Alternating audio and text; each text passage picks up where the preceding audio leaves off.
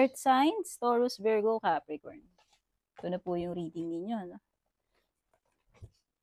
So, hugot lang tayo ng mga cards. Tignan lang natin ano yung mga mensahe na makukuha natin dito sa ating reading na maaaring makatulong para sa inyo or gawin ninyong guide. Okay? So, ano man ang Sun, Moon, Rising, Venus man ito, general reading, kung tumutugma sa love life nyo, edi sa love life. Kung tumutugma sa pamilya, sa career, etc. Kung ano po, kasi general reading ito. Walang specific na topic. Okay? Kung ano yung lilitaw, ha? Yan. So, meron tayo ditong Hierophant, the Sun card, and Knight of Swords. At the bottom of the deck here is the Page of Wands in reversed position. By the way, kung bago kayo, isingit ko na rin before ko makalimutan, don't forget to subscribe, like, or follow. Malaking tulong po yung mga likes, shares, comments ninyo. Big shout out and thank you sa lahat ng nag-join ng membership sa YouTube, nag-avail ng subscription sa FB page ko, mga nag-avail ng private readings, mga nagpapadala ng Star Super, thanks. Speaking of private readings guys, yes, tumatanggap po ako pero hindi po ako ura-uradang makakasagot sa mga PM ninyo ha. Yung link po palagi po ko pong inilalagay yan sa description ng bawat video. As long as masipag po kayong magbasa. Okay? Yung purple tin na may blue check lang sa kanan na FB page ang legit at nag-iisa. Pag walang blue check sa kanan, hindi po ako yun. Kaya beware, marami pong kumukopya, gumagaya sa akin. So, let's go back to the reading. You have the Hierophant, the Sun, no? Two major cards.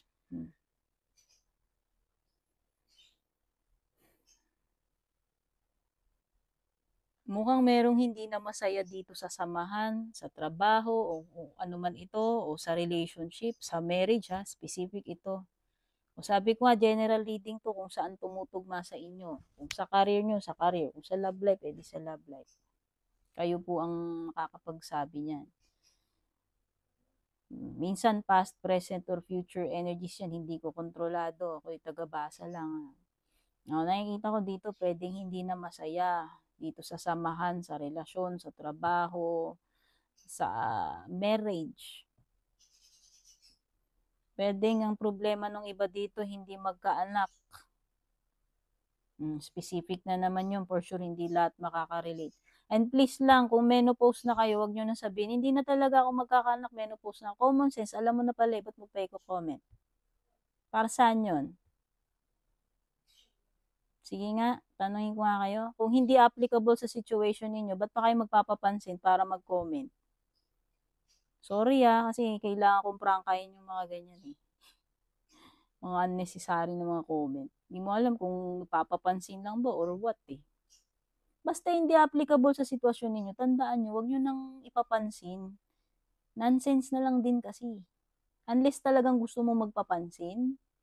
Diba? Ewan ko sa inyo. So yun, meron ditong hindi na masaya. Or meron ditong nagre-rebelde na anak, family member. Or meron ditong nilalabag na kautusan, especially sa tradition, sa paniniwala, sa church or religion. Sorry naman, ayoko sanang banggitin yung mga words na yun, baka kasi bawal. Yung iba pwedeng matumal yung ano ninyo, yung negosyo ninyo. O yung iba feeling ko sad. Pwedeng may mga pinagdadaanan kayo, gloomy kayo, down yung energy ninyo. Meron something dito na parang humihina yung warmth, yung lakas.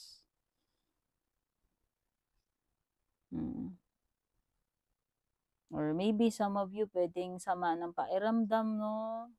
Okay, lagi ko sinasabi, disclaimer, hindi po ako doktor. Lagi ko pong sinasabi sa inyo na palagi po tayong kumonsulta sa ating doctors. Ha? Palagi ko po sinasabi yan.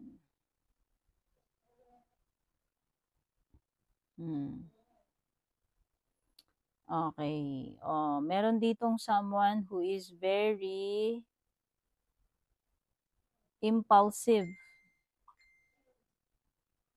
very eager. Ito, nagmamadali, excited much. Meron kasi ditong person na bara-bara, basta-basta na lang siyang, alam mo yun, basta-basta na lang siyang, pag may gagawin siya, hindi niya pinag-iisipang mabuti. Basta na-excite siya or na-trigger yung emotions niya, gagawin niya yun. Alam mo yun, energy kasi ng, ewan ko, yung iba dito parang ganun yung energy. Pwedeng restless, hyperactive, or excited lang talaga. Or pwedeng meron ba ditong napilitan lang magpakasal, mag-asawa dahil lang nabuntisan? Parang may pumapasok na gano'n sa akin. Parang may something na mali off doon na parang kaya nagkakaproblema na ngayon is because hindi naman siguro talaga yun yung gustong gawin during that time. Kaya lang napilitan kasi nabuntisan na pwersang mag-asawa, magpakasal, magsama. Kaya ngayon nag-fall apart yung marriage dito eh. Nakikita ko, living in a secured relationship wherein kasal kayo, pero parang hindi naman happy. Di ba? Remember how, imagine how nakaka-torture yung ganung being married for the wrong reason. Sorry naman, I strongly believe and I value yung marriage talaga, promise. To me, it is sacred. Kaya lang, hindi naman tayo ipokrito-ipokrita na meron talagang mga ganyang kwento na nangyari na talagang nagpakasal sila kasi ganito ganyan, inarrange ng mga magulang kasi ganito ganyan, nabuntisan lang dahil lang sa kahihiyan. Alam mo yun, yun yung sinasabi kong married for the wrong reasons. Kasi kung talagang hindi mo love, alam mo yun, ewan ko, kasi kanya-kanyang values yun, hindi ko pa rin pwedeng i-force yung opinion ko, yung paniniwala ko. 'Di ba? So, yun lang napag-uusapan lang kasi yun yung isa sa napipick up ko rito. Okay? Meron ditong someone who is not wise kasi nga padalos-dalos, pabigla-bigla. It could be na merong pwedeng may mga consequences dito na dahil lang naging impulsive, dahil lang hindi pinag-isipan ng mabuti, nagmadali. In love man yan, in career, or kung saan. Mm.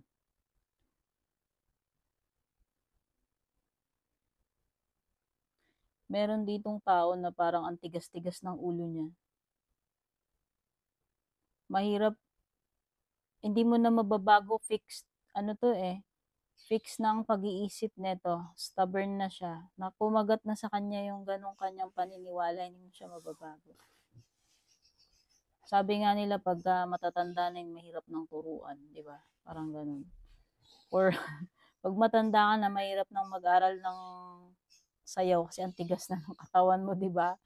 Wala lang, parang naging example ko, parang matigas na to eh. Hirap mo nang baguhin yung isip niyan. Mahirap mo nang, yes, parang hindi na yung mag-adjust. Ano na siya eh, parang, kumbaga, nasimento na sa kanya yung ganun eh. Nakasanayan niya na, no? So, meron ditong something na ganun. And by the way, merong delay when it comes to messages. Or this could be a disappointing news for some of you.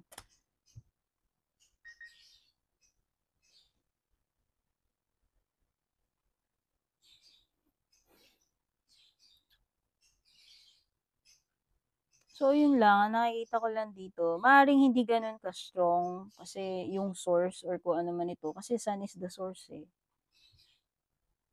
Ano man yan. Source of money, etc.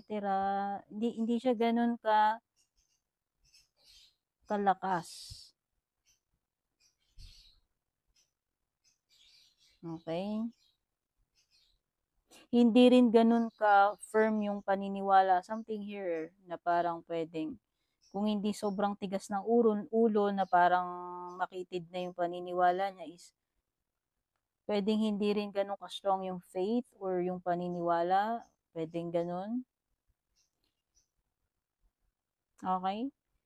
There is delay when it comes to mensahe, pero there is this bigla ang something, travel of some sort with the Knight of Swords wherein kailangan mo agad mag-take ng action dun or kailangan mo umattend agad dun, pumunta dun, asikasuhin yun.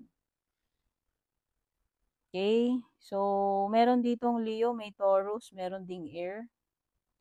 So, yun lang. Thank you so much for watching. Don't forget to subscribe, like, or follow. Pa-leave na lang ng comment, reaction, pa-share na lang kung nakarelate kayo na gustuhan nyo, malaking tulong yan. Pa-tap yung bell icon para hindi nyo po ma-miss yung mga uploads natin. Take care, God bless. Love you all, babush.